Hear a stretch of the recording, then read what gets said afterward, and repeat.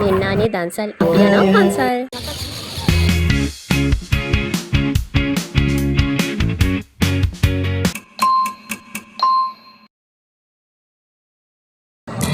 Hi කොහොමද? ඉතින් ඔයාලට අද මම ගේන්නේ වෙසක් vlog එක. දන්සල් කියපු අය ඉන්නවා නම් මේ පැත්තට කමෙන්ට් කරන්න. ඇත්තටම බෞද්ධයන්ගේ අපේ ජීවිතේ ලස්සනම දවස් ටික තමයි මේ ගෙවන්නේ.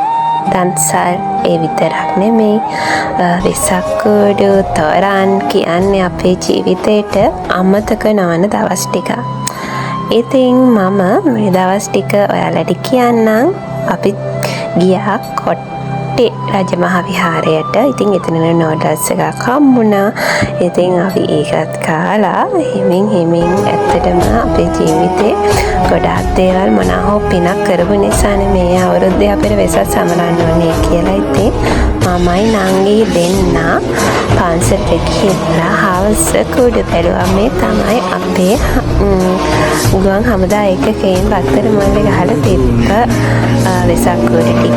කියපු අය ඉන්නවා නම් අනිවාර්යයෙන්ම කමෙන්ට් කරන්න. ඇත්තටම මාරම ලස්සනයි. හිතට ලොකු වෙනසක් සැනසීමක් දකිනවා මේව දකිනකොට.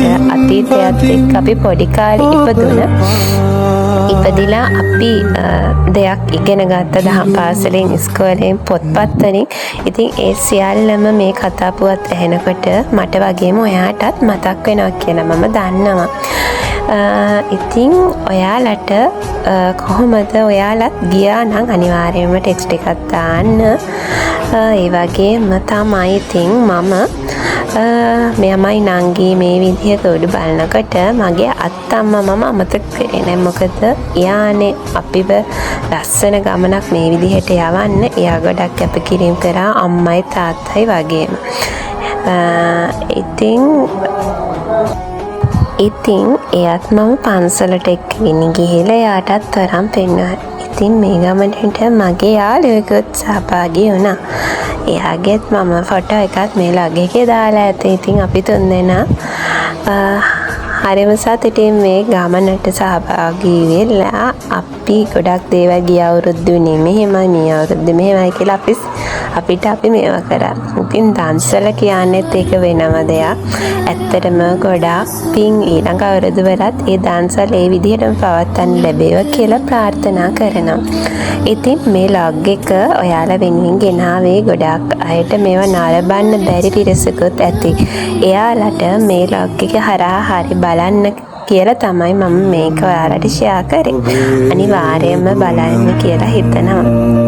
ඉතින් කොහොම නමුත් අපේ ජීවිතවල නොයෙකුත් දේවල් එනකොට පොඩි හරි නිදහසක් එක අපි ඕනම කෙනෙක් පන්සලට යනවා. ඉතින් අපේ බුදු තෙමකුල කියන්නේ ලොකු සම්දිස්ථානයක් වෙනවා අපේ ආගම. ඒක කියන්නේ ගොඩක් දෙනෙක්ට හිතට නැගෙන දෙයක්. මේ මොචලින්ග නාගරාජය මේකත් මට මතක් වුණා. අර පොඩි කාලේදී අපි ආසම කරන කතා පුවතානේ මෙහෙම දකිද්දී ඒ කාලෙට යනවා. ඉතින් මෙයා නම් කවුද කියලා දන්නවා ඇති.